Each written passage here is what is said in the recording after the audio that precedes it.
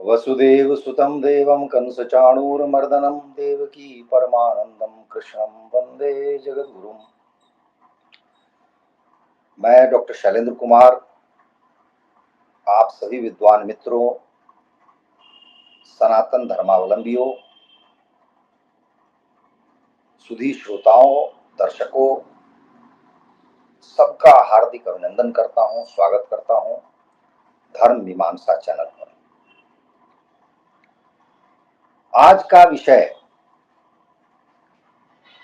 मेरी दृष्टि में अत्यंत महत्वपूर्ण है, इसलिए कि इसका बहुत दूरगामी प्रभाव होने वाला है। हम कई बार समसामयिक विषयों पर भी वार्ता करते हैं, परंतु आज का जो विषय है उसे हम समसामयिक नहीं कह सकते। ज्ञान चक्षु खोलने वाला आज का विषय है और हिंदू धर्म के लिए बड़े गौरव की बात है। क्या है कि भारतवर्ष में जितने भी शिक्षित लोग हैं, जिन्होंने अंग्रेज ईसाई मिशनरियों की किताबों को पढ़कर अपनी शिक्षा पूरी की है, और मैं उनमें से कोई अपवाद नहीं हूं, उन सबको अनेक पुस्तकों के माध्यम से, चित्रों के माध्यम से, कई बार ऐसा बताया जाता है कि भारत में बौद्ध धर्म बहुत फैला था, व्यापक था, और इतिहास की पुस्तकों को जब आप देखेंगे तो अभी भी अजंता, एलोरा, बामियान आदि के चित्र आपको दिखेंगे, नागार्जुन कोंडा आदि के चित्र दिखेंगे। लेकिन कोई हिंदू धर्म के मंदिर, हिंदू देवी देवताओं की मूर्तियां उतने व्यापक स्तर पे आपको देखने को नहीं मिलेंगी। फिर क्या है कि एक मिथ्या यह फैलाई गई हमारे देश में कि बौद्ध धर्म को हमारे देश में समाप्त कर दिया गया और भारत से बाहर बौद्ध धर्म खूब फला फूला। परंतु हमारा दुर्भाग्य यह रहा कि हमने इनमें से किसी भी बात पर, किसी भी पक्ष पर स्वयं शोध करने का प्रयत्न नहीं किया। जो जैसे था उसको वैसे स्वीकार कर लिया, वैसे ही मान लिया। मुझ पर ईश्वर की, सरस्वती माता की कृपा हुई और बड़े बड़े विद्वानों से संपर्क हुआ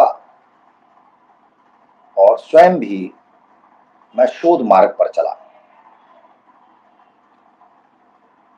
थोड़ा सा ही मस्तिष्क को दौड़ाएं तो आपको ज्ञात होगा कि आज भारत के बाहर जितने बौद्ध कहे जाने वाले देश हैं, थाईलैंड है, म्यांमार है, कोरिया है, अनेक देश हैं, क्या आज से 200-300 वर्ष पूर्व हमारे देश की किसी पुस्तक में इन क्षेत्रों या इन देशों के विषय में ऐसा लिखा है कि ये बौद्ध देश है? आपको ऐसा कोई प्रमाण नहीं मिलेगा। ये सारे देश अचानक बौद्ध कैसे बन गए थे? इसी प्रश्न में सब कुछ अंतर्निहित है, सब कुछ छुपा है। हिंदू धर्म को दुर्बल करने के लिए, समाप्त करने के लिए, या हिंदुओं को ईसाई बनाने के लिए क्रिश्चियन मिशनरियों ने और फ्रांस, इंग्लैंड, जर्मनी आदि के तथाकथित विद्वानों ने 19वीं शताब्दी के उत्तरार्ध में और 20वीं शताब्दी के पूर्वार्ध में बौद्ध मत का, धर्म तो हम कह नहीं सकते हैं इसलिए कि धर्म तो एक ही है, सनातन, संसार में दूसरा और कोई धर्म नहीं है, क्योंकि सनातन और उससे जुड़ा हुआ धर्म, ये जो शब्द युग्म है, ये एक दूसरे से जुड़ा हुआ है। जो सनातन है वही धर्म हो सकता है। धर्म का जन्म नहीं हो सकता, धर्म की मृत्यु नहीं हो सकती। तो इसलिए चाहे वो बौद्ध हो, जैन हो या कोई भी हो, सिख हो, उसके साथ हम धर्म नहीं लगा सकते। विशेषकर एक व्यक्ति जिसको जन्म दे रहा हो वो तो धर्म और भी नहीं हो सकता। उसमें एक व्यक्ति या अनेक व्यक्ति जन्म दे, तो इस प्रकार से जैन चाहे 24 तीर्थंकर हो या भगवान बुद्ध हो जिनसे बौद्ध, या फिर इस्लाम या ईसाइयत या यहूदी या पारसी, इनमें से कोई धर्म नहीं हो सकता, ये पंथ हो सकते हैं। और ये सब सनातन धर्म के अलग अलग पंथ हैं। और ऐसा ही ये शब्दार्थ पर अगर यदि जाएं तब भी वही बात आती है, धर्म एक ही है, सनातन। और मैं मानता हूं कि संसार में जो भी ईसाई नहीं है, जो मुसलमान नहीं है और जो यहूदी नहीं है, वह सनातनी है। चाहे वह अमेरिका में रहता हो, चाहे कनाडा में रहता हो, ऑस्ट्रेलिया या न्यूजीलैंड में रहता हो, क्योंकि वो सब प्रकृति पूजक हैं। और जो सनातन शक्ति है, सनातन व्यवस्था है, उसमें उनकी आस्था है। तो ये अचानक बौद्ध मत कैसे उभर गया? इन लोगों का षड्यंत्र ऐसा था कि हिंदुओं को कमजोर करना था, दुर्बल करना था, और एक स्थानीय किसी पंथ को बढ़ाकर ऐसा दिखाना था जैसे एक दूसरे को भिड़ा दिया जाए। और यह भी समझने वाली बात है। हम आगे और स्पष्ट करेंगे इसको। देखिए कि भारत में या भारत से बाहर आपको मंदिर मिलेंगे, एक नहीं अनेक, जहां हिंदू देवी देवताओं के साथ महात्मा बुद्ध की मूर्ति है।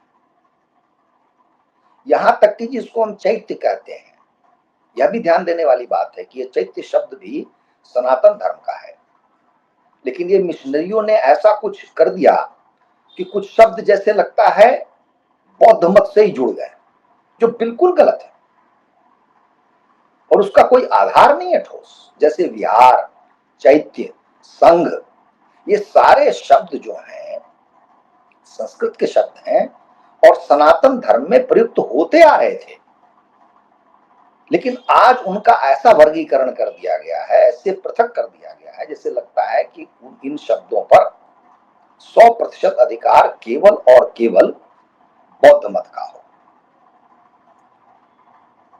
तो आपको ऐसे मंदिर मिलेंगे आज भी, और ये थाईलैंड में है, इंडोनेशिया में है, आपको कंबोडिया में है, मलेशिया में है, सर्वत्र है, जापान में है, जहां आपको हिंदू देवी देवता और महात्मा बुद्ध साथ साथ मिलेंगे।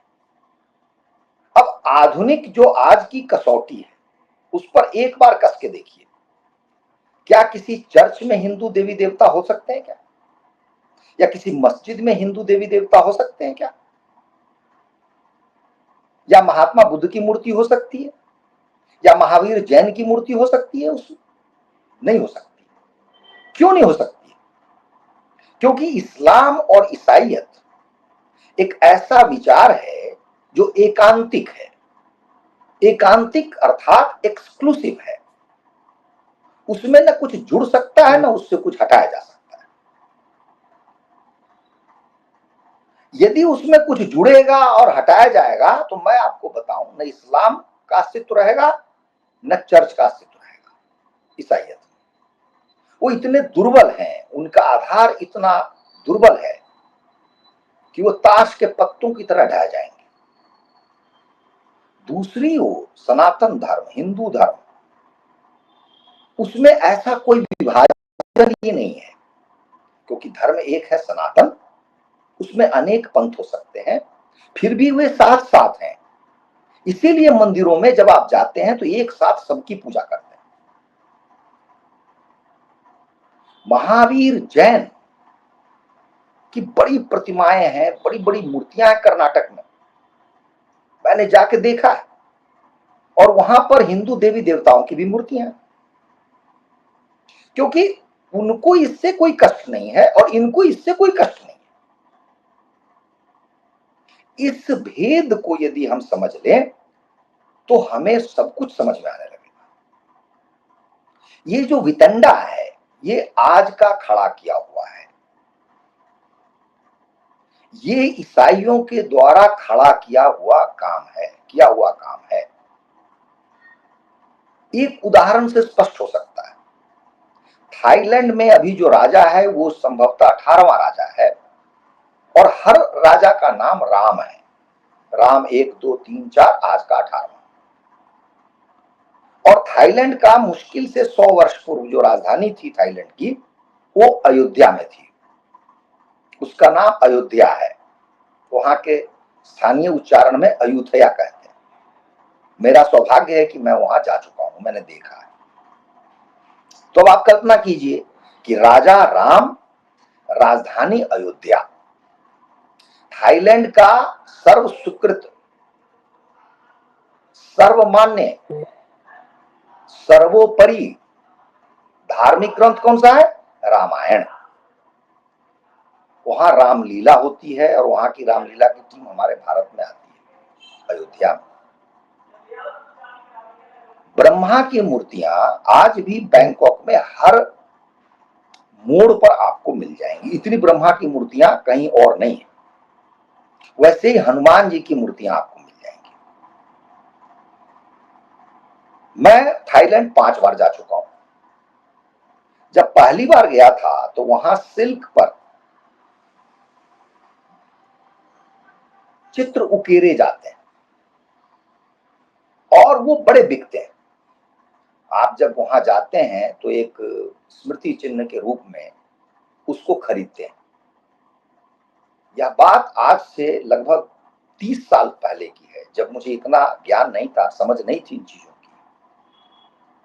फिर भी जब मैं उस सिल्क के उस चित्र को खरीदने का प्रयास किया, देखा, तो सर्वाधिक चित्र रामायण से जुड़े थे।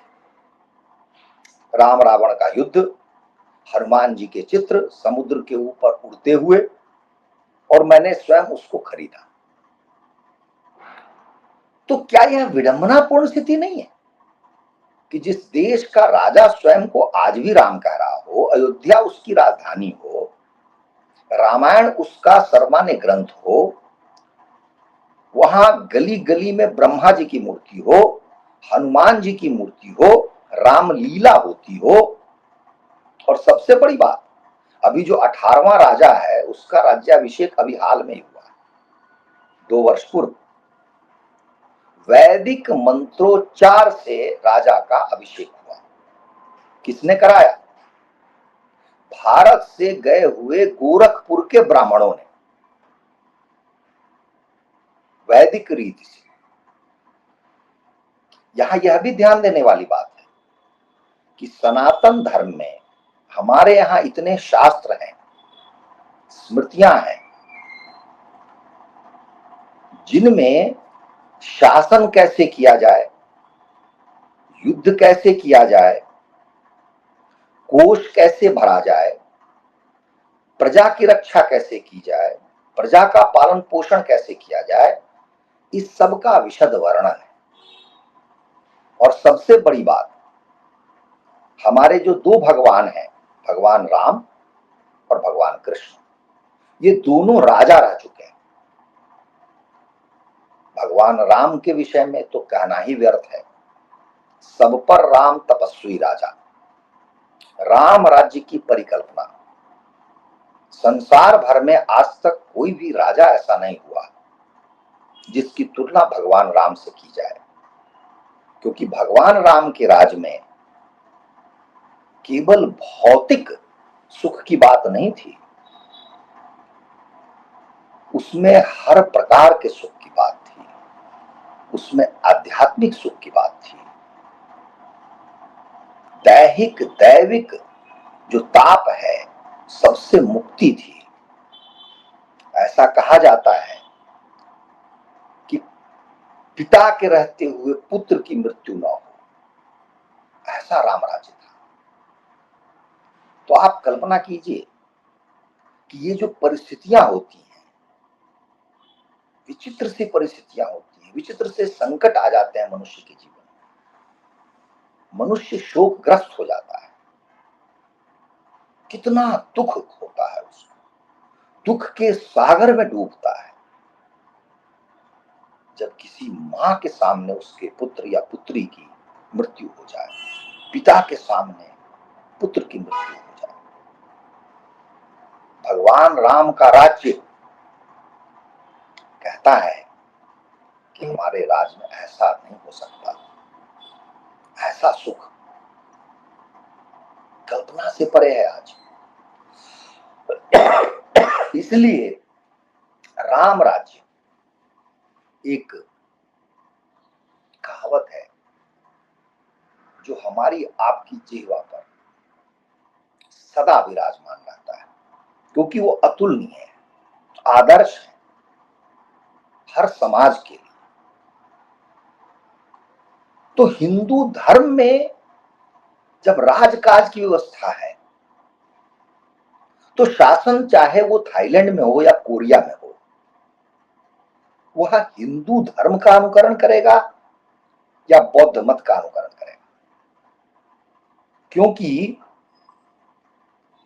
महात्मा बुद्ध थे तो राजकुमार, परंतु उन्होंने गृह त्याग दिया था, राजकाज नहीं किया था,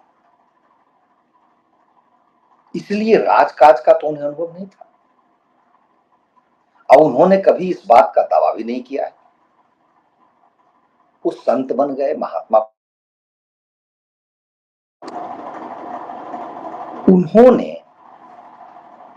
उच्च स्तरीय साधना की व्यवस्था की जिसमें आप बोधिसत्व बन सकते हैं।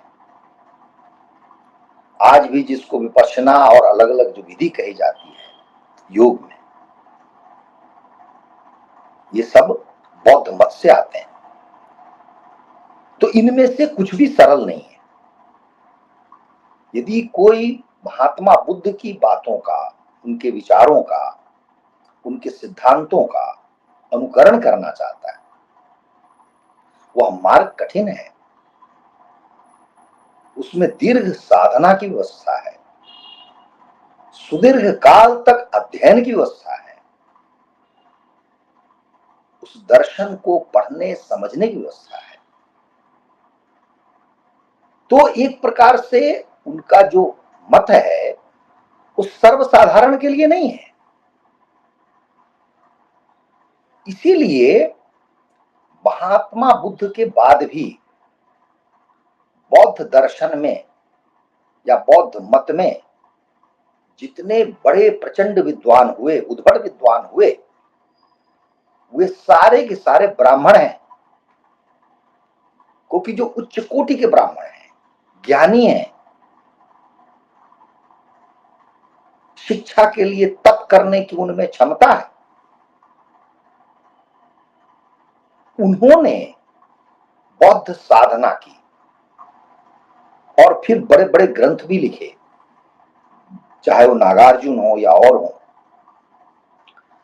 इस पर आदरणीय पंकज जी की एक वार्ता भी है, जो विशेष जिनको रुचि है वो सुन सकते हैं इसी चैनल पर। तो हमारे लिए यह जानना आवश्यक है कि कभी भी भारत में बौद्ध मत व्यापक रूप से प्रचलित नहीं रहा। कुछ राजा थे, कुछ विद्वान थे जो अवश्य प्रभावित हुए। आज भी कोई प्रभावित हो सकता है। बहुत ऐसी बातें उनकी है जिनसे मैं स्वयं प्रभावित हूं, लेकिन उसके लिए यह कोई पूर्व शर्त नहीं है, ये कोई अर्हता नहीं है कि आप हिंदू धर्म को छोड़ दें। न कहीं पे ऐसा शास्त्र में वर्णन है, अशोक तक के लिए यह वर्णन नहीं है, या महात्मा बुद्ध ने किसी से नहीं कहा कि तुम हिंदू धर्म छोड़ रहे हो। क्योंकि जब उनके शिष्य आनंद ने उनके मृत्यु के समय पूछा कि आप तो जा रहे हैं, आपका अंतिम संस्कार किस प्रकार होगा, उन्होंने कहा कि मैं एक क्षत्रिय राज परिवार में जन्म लिया हुआ हूं। जैसे एक राज परिवार में क्षत्रिय का जन्म होता है और उसका अंतिम संस्कार होता है, उसी प्रकार से मेरा अंतिम संस्कार होगा। तो जो सारी जो आज की बातें हैं जिसमें मार्क्सिज्म है और ये जो ईसाई मिशनरी है जो कहते हैं उन्होंने जाति व्यवस्था तोड़ दी, उसको ये कर दिया, विरोधी थे, ये सारी बातें मिथ्या है, शुद्ध झूठ है। क्योंकि हम और आपको कहिए कि भ्रांतियों में उलझा दिया गया। हमने और आपने प्रयास नहीं किया स्वयं बुद्ध साहित्य को पढ़ने का, त्रिपिटकों को पढ़ने का। यदि आप पढ़ेंगे तो आपको ये सारी बातों की जानकारी स्वयं हो जाएगी।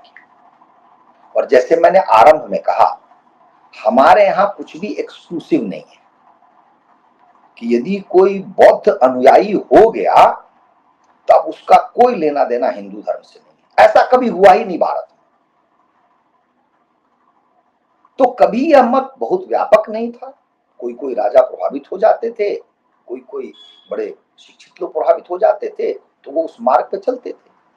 लेकिन सामान्य समाज जो है उसका कोई विशेष उससे संपर्क नहीं था, लेना देना नहीं था। यही कारण है कि चूंकि एलिटिस्ट कह सकते हैं आप इसको, आभिजात्य वर्ग तक ही सीमित था, इसीलिए इसको समाप्त होने में बहुत अधिक समय नहीं लगा। और भारत से बाहर जो बौद्ध मत है वो तो किसी प्रकार बौद्ध मत है ही नहीं, क्योंकि सामान्यतया वहां के जो लोग हैं, और मैंने स्वयं अपनी आंखों से देखा, हर प्रकार के पशु को खाते हैं, मांस खाते हैं, हिंसा करते हैं। तो इतनी हिंसा की व्यवस्था तो उसमें है नहीं। हिंसा की तो भर्त्सना है, आलोचना है बौद्ध मत में। तो एक बौद्ध मत का कहिए कि कृत्रिम स्वरूप तैयार किया गया मात्र 100 वर्ष पूर्व। और इसका जो आप कहें कि रहस्य से पर्दा उठ रहा है, वही आज मेरी वार्ता का विषय है और यह हर्ष का विषय है। क्या हुआ है, 2 नवंबर को बीजिंग में भारत का जो दूतावास है उसने एक गोष्ठी का आयोजन करवाया। उस गोष्ठी का नाम है, शीर्षक है, रामायण अ टाइमलेस गाइड।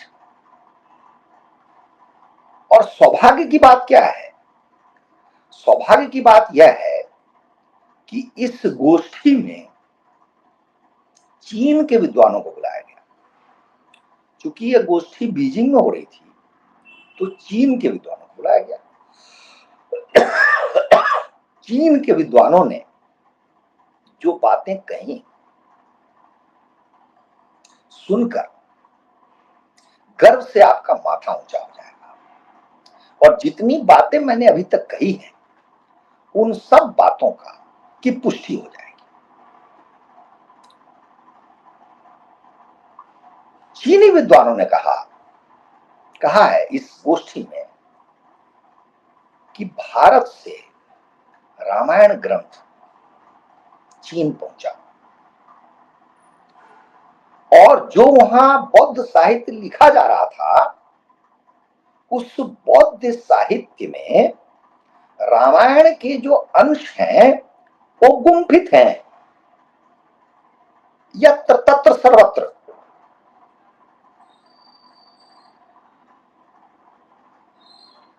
अनेक आज प्रमाण हैं चीन में, जहां पर चीन में हिंदू देवी देवताओं के मंदिर हैं, उन मंदिरों में भी आप देख सकते हैं कि रामायण के प्रकरण हैं, उनकी छाप है। महाराज दशरथ का वर्णन है, और सबसे अधिक वर्णन तो महावीर हनुमान जी का है। हनुमान जी का वर्णन इतना व्यापक है, और संभवतः ऐसा हो सकता है कि चीनी समाज बहुत प्रभावित हुआ हो कि जो ये वानर राज हैं, वानर के शरीर में हैं, वो कैसे उड़ते हैं, उड़कर जाते हैं। तो एक जॉन की पुस्तक है, जॉन के बहुत बड़े लेखक हैं जिन्होंने चीन पर बहुत लिखा है।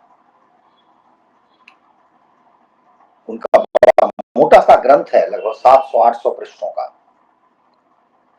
उसमें उन्होंने हनुमान जी पर बहुत वर्णन किया है। क्या हुआ कि शताब्दियों पूर्व चीन के एक विद्वान ने हनुमान जी को पात्र बनाकर एक पूरा उपन्यास लिख डाला, और संयोगवश वह उपन्यास बहुत लोकप्रिय हो गया चीन के समाज में। उसको सदियों चीन का समाज पढ़ता रहा और आनंदित होता रहा, प्रेरित होता रहा। इस 2 नवंबर की गोष्ठी में इन विद्वानों ने ये बात कही, और आश्चर्यजनक बात क्या है कि आज से पहले कभी ये स्वीकारोक्ति हमें सुनने को नहीं मिली थी। मैं जितनी बातें कह रहा हूं अपने शोध के आधार पर या विद्वानों की संगति में जानकर, वो तो मैं कह रहा हूं, मैं भारतीय हूं, हिंदू हूं, लेकिन बाहर का कोई व्यक्ति कहे, वो भी चीन का विद्वान कहे, यह रहस्योद्घाटन पहली बार हो रहा है। मैं आपको वाक्य पढ़ के सुनाता हूं। चीन के इतिहास में हिंदू धर्म का भी काफी प्रभाव रहा है। चीन के विद्वानों ने माना है कि उनके देश में शताब्दियों से बौद्ध धर्म ग्रंथों में रामायण की कहानियों के चिन्ह उपस्थित हैं। आगे टिप्पणी की है हमारे समाचार पत्र ने कि यह बात संभवतः पहली बार उजागर हुई है, क्योंकि चीन ने अपने मुंह पर अब तक ताला लगाया हुआ था। पहली बात तो कम्युनिस्ट चीन है, तो कम्युनिस्ट को किसी धर्म से कोई लेना देना नहीं होता। हालांकि जो मार्क्स ने कहा है कि रिलीजन ओपियम है, वह धर्म नहीं है, रिलीजन है, और वहां जो रिलीजन को सोच रहा है वो ईसाइयत है।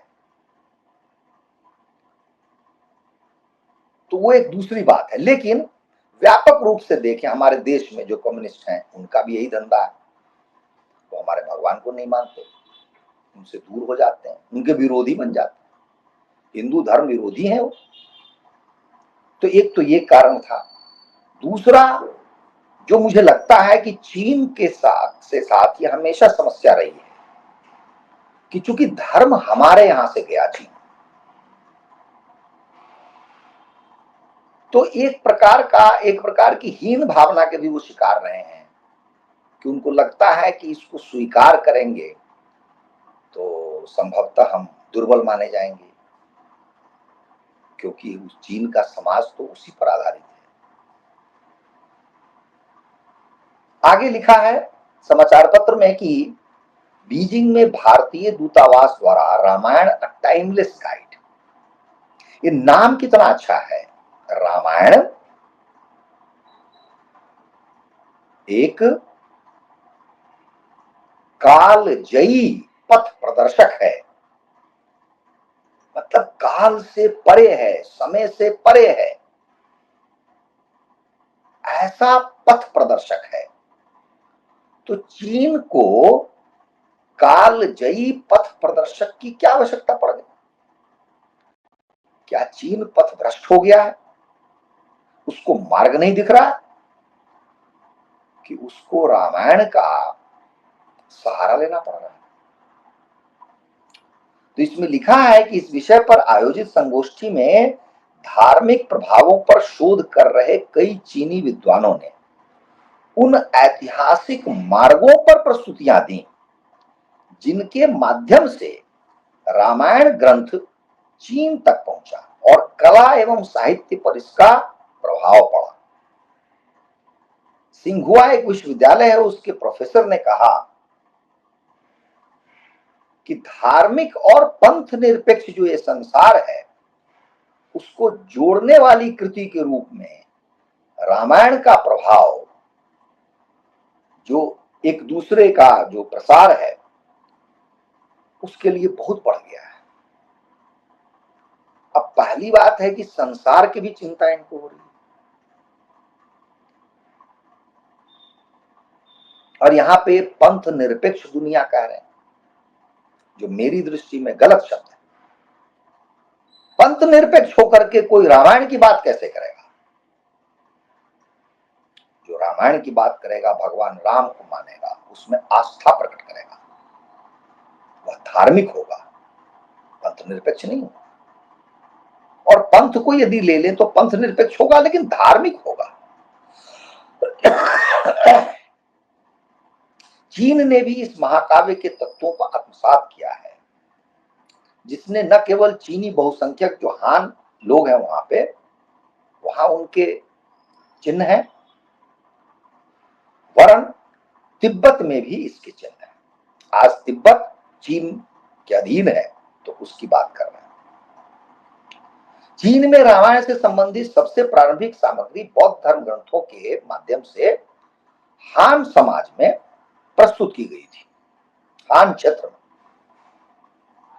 इसे वहां संपूर्ण कृति के रूप में सम्मिलित नहीं किया गया, बल्कि महाकाव्य के कुछ अंशों को जगह दी गई है। और उसी में जैसे मैंने कहा कि महाराज दशरथ, महावीर हनुमान जी, इन सब का वर्णन है। अब प्रश्न उठता है कि अब हमें क्या बच गया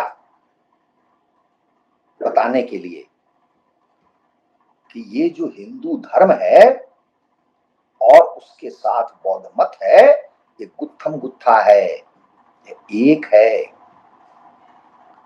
इसको काट कर अलग नहीं किया जा सकता है। और जो ऐसा प्रयास करते हैं वो महात्मा बुद्ध के ही सबसे बड़े विरोधी हैं,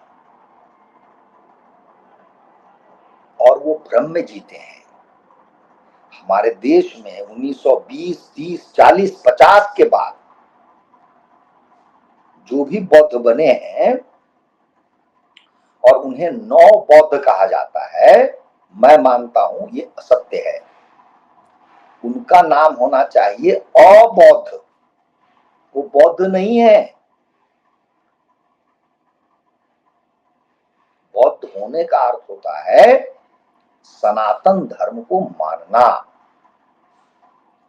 धम्मम शरणम गच्छामि, अर्थात हम धर्म की शरण में जा रहे हैं।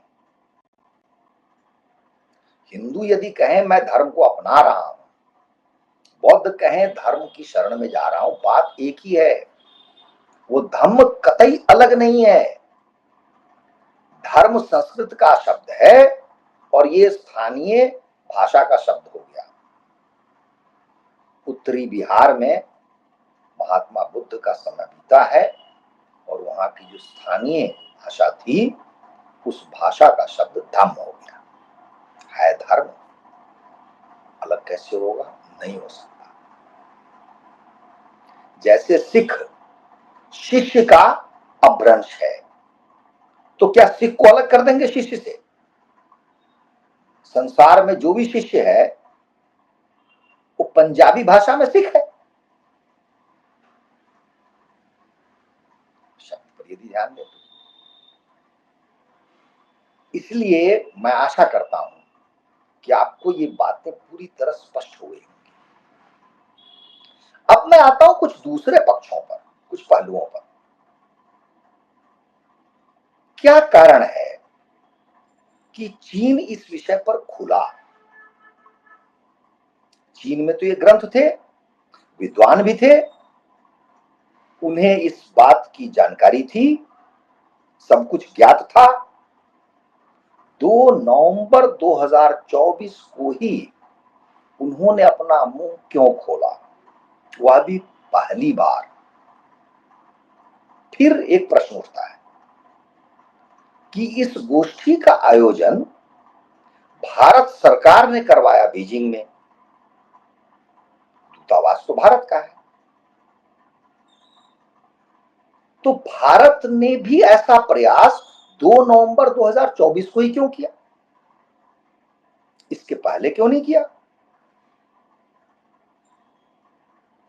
इन प्रश्नों में बहुत कुछ निहित है। वो क्या है? ये है कि चीन करवट ले रहा है। चीन अब बहुत कुछ स्वीकार करने लगा है।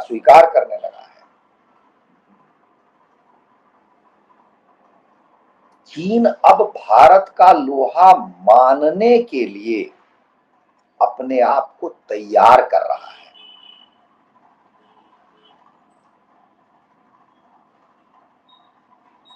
कुछ विद्वानों का मत ऐसा भी है कि चीन का समाज इस कम्युनिस्टिक जो विचार है उसके कारण छिन्न भिन्न हुआ है। वहां के मनुष्य मनुष्य के बीच का जो संबंध है वो ऐसा नहीं है जब कम्युनिस्ट पार्टी नहीं थी।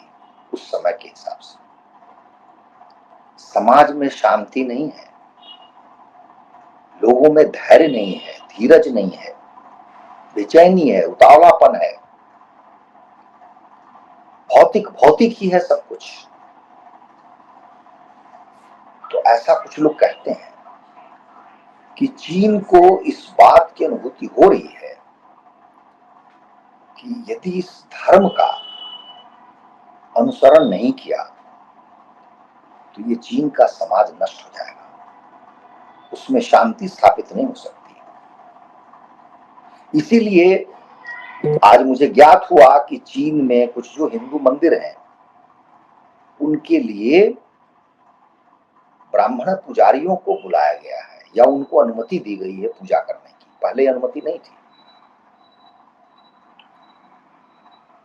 और आप कल्पना कर सकते हैं कि पूरी गोष्ठी रामायण पर हो रही है, धर्म पर हो रही है, चीन की कम्युनिस्ट सरकार की नाक के नीचे। तो बिना चीन की सरकार की अनुमति के तो वहां पत्ता नहीं हिलता। इतना बड़ा काम कैसे हो जाएगा?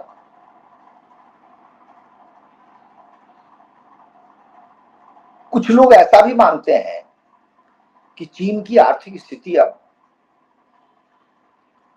दयनीय होती जा रही है। और भारत की स्थिति क्या है? आने वाले 20, 25, 30 वर्षों तक भारत का भविष्य अत्यंत उज्जवल है। तो आज चीन और भारत संसार के दो बहुत बड़े राष्ट्र हैं, बहुत बड़े देश हैं। इतने बड़े देश से यदि चीन का आर्थिक संबंध अच्छा नहीं रहा तो वो चीन के लिए बहुत हानिकारक हो सकता है। क्योंकि भारत आज 3.5-4 करोड़ ट्रिलियन डॉलर की इकोनॉमी है, कल वो 5 ट्रिलियन की इकोनॉमी हो जाएगी, उसके बाद 7, 8, 10, 20, 25, 30 ट्रिलियन डॉलर। ये तो हमें दिख रहा है, जो गणना होती है, जो प्रोजेक्शंस हो रहे हैं। इतनी बड़ी इकोनॉमी से चीन यह रिस्क नहीं उठा सकता कि उससे संबंध बिगाड़ ले। इसीलिए चीन पहली बार अभूतपूर्व घटना घटी है कि उसको झटका लगा भारत से और उसको अपने सेना को वापस बुलाना पड़ा।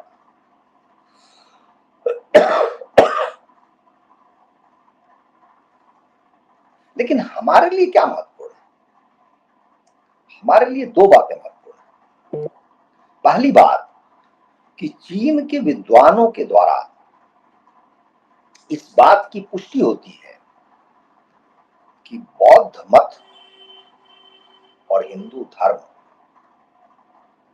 ये बिल्कुल जुड़े हुए हैं, जैसे दूध में शक्कर की तरह। क्या लिखा है कि साहित्य बौद्ध का है, बौद्ध साहित्य है, परंतु उसमें रामायण के अंश हैं, भरे पड़े हैं। फिर वहां जो महाराज दशरथ हैं और वहां जो महावीर हनुमान हैं, उनका जो वर्णन है उसमें भी बौद्ध विचार है। जैसे उसमें ये लिखा हुआ है कि हनुमान जी जैसे महात्मा बुद्ध कोई बात कहते हैं उस बात को मान रहे हैं, तो जो स्थानीय लेखक है वो ऐसा लिखा। लेकिन ये दूसरों दोनों जुड़ी हुई चीजें हैं, पृथक अस्तित्व तो नहीं है। और चीन के अनेक मंदिर हैं जहां हनुमान जी की मूर्तियां पाई जाती हैं। आप सब भी चाहें तो नेट पे देख सकते हैं। और भगवान हनुमान जी को का नाम जो चीनी भाषा में है वह है सन वुकोंग। सन वुकोंग का मतलब होता है वानर राज, वानरों का राजा। ये उन्होंने नाम दिया है सन वुकोंग। तो एक तो ये महत्वपूर्ण बात हो गई कि ये दोनों जुड़े हुए हैं, अलग नहीं है। और चूंकि ये बात चीन से आ रही है, चीन के बौद्ध साहित्य से आ रही है, तो हमारी जो धारणाएं हैं, जो मैंने आपके सामने बात कही है कि बौद्ध मत का कोई स्वतंत्र अस्तित्व नहीं है, उसकी पुष्टि हो रही है। और आज चीन के द्वारा इसको स्वीकार कर लेने का अर्थ है कि वह हिंदू धर्म के को एक प्रकार से प्रकारांतर से ही सही उसके महत्व को स्वीकार कर रहा है। चीन की जनसंख्या भी 140 करोड़ के आसपास है। इतना बड़ा देश यदि हिंदू धर्म के महत्व को समझ जाए या हिंदू धर्म की ओर उसका झुकाव हो जाए, तो मैं बताऊं कि यह संसार के लिए बहुत बड़ी घटना होगी। क्योंकि हमारे यहाँ 120 करोड़ हिंदू, और उस ओर यदि चीन का झुकाव होता है तो ये इतनी बड़ी संख्या होगी, इतनी प्रचंड शक्ति होगी हिंदू धर्म की कि मैं और आप तो अभी कल्पना नहीं कर सकते। और यहाँ जो लिखा है कि संसार भर में रामायण में ही वो शक्ति है कि जोड़े, तो चीन के विद्वान ये दावा कर रहे हैं कि रामायण ग्रंथ कितना महत्वपूर्ण है। और हमारे लिए इससे बड़े हर्ष की बात क्या हो सकती है, क्योंकि इसमें हमने कोई प्रयास किया नहीं, हमने जाकर उन्हें पढ़ाया नहीं, हमने उनको बताया नहीं, या उनके साहित्य में जो लिखा है उससे उनकी जो समझ बनी है वे आपके सामने हमारे सामने रख रहे, बिना हमारे प्रयास के। कितना बड़ा क्रांतिकारी परिवर्तन हो रहा है और इसका क्या दूरगामी प्रभाव होगा, जो मैंने आरंभ में कहा, यह मेरे आपके लिए अकल्पनीय है।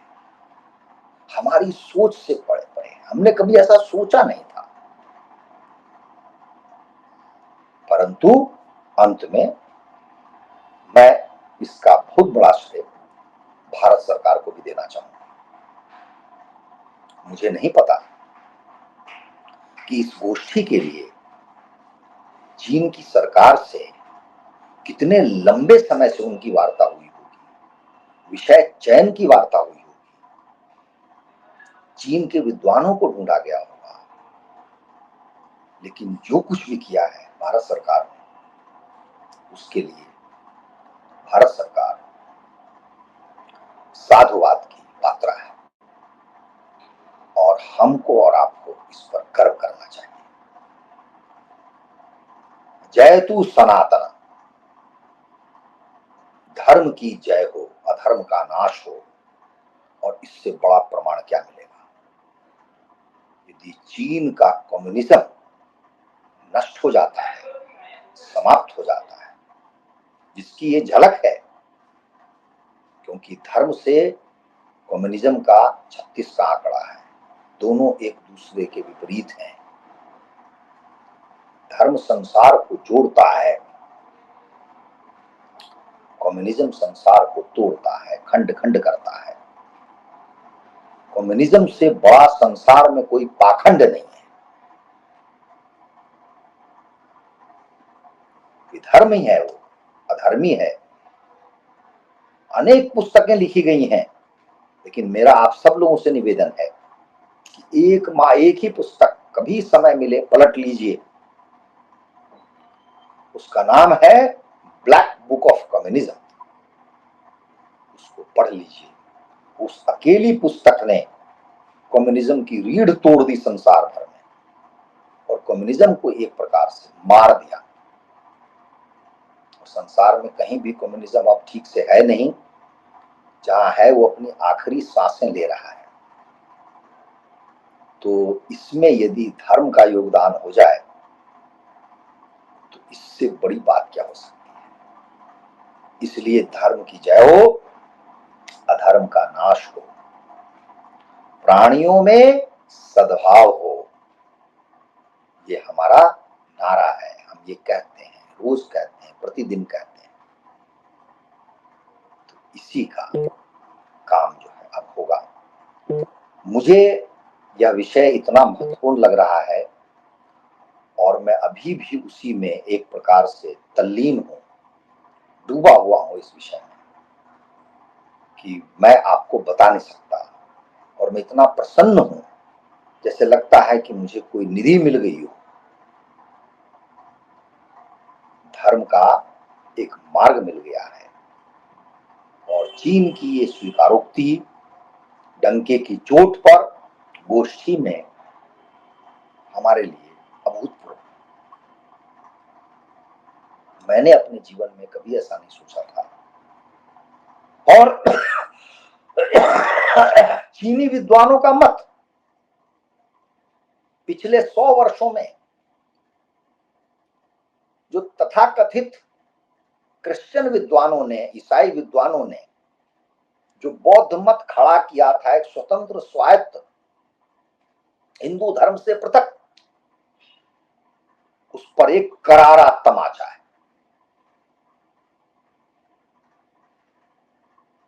हमारे लिए तो आसान है। मैंने थोड़ा शोध किया, मुझे तो ज्ञात था। और यदि आपको कभी भी समय मिले जीवन में, तो आप जाइए अजंता, एलोरा। अजंता में जो आरंभ में ही जो भित्ति चित्र हैं, जो आप किताबों में देखते हैं, तो उनमें जातक कथाओं का वर्णन है। और उन कथाओं में जब मैंने ध्यान से देखा, उसमें राजा जनक हैं, अनेक हिंदू देवी देवताओं के वर्णन है। आपको बड़ा सुखद आश्चर्य होगा। एलोरा में आप जाएंगे, वहीं पे महादेव का मंदिर है और देवी देवताओं का मंदिर है, उनकी मूर्तियां हैं। वहीं गौतम बुद्ध भी हैं, कुछ भी अलग नहीं। तो इसलिए मेरे लिए बड़े आनंद का विषय है ये, और इसलिए मैंने आपका ध्यान आकर्षित किया है। मैं आशा करता हूं कि आप सब भी आनंदित होंगे और आप हमें ध्यान से सुनेंगे तो हमें और अच्छा लगेगा। टीका टिप्पणी करेंगे तो और भी आनंद आएगा। तो इसी के साथ, इसी बिंदु पर मैं अपनी वाणी को विराम देता हूं, आपसे विदा मांगता हूं, जय श्री राम कहता हूं और अंत में निवेदन करता हूं कि हमारी वार्ताओं को आप सुने, लाइक करें, टिप्पणी करें और हमारे चैनल को अवश्य सब्सक्राइब करें, ताकि हमारी जो धर्म मार्ग में जो हम चल रहे हैं, जो बातें कह रहे हैं, वो दूर दूर तक पहुंचे।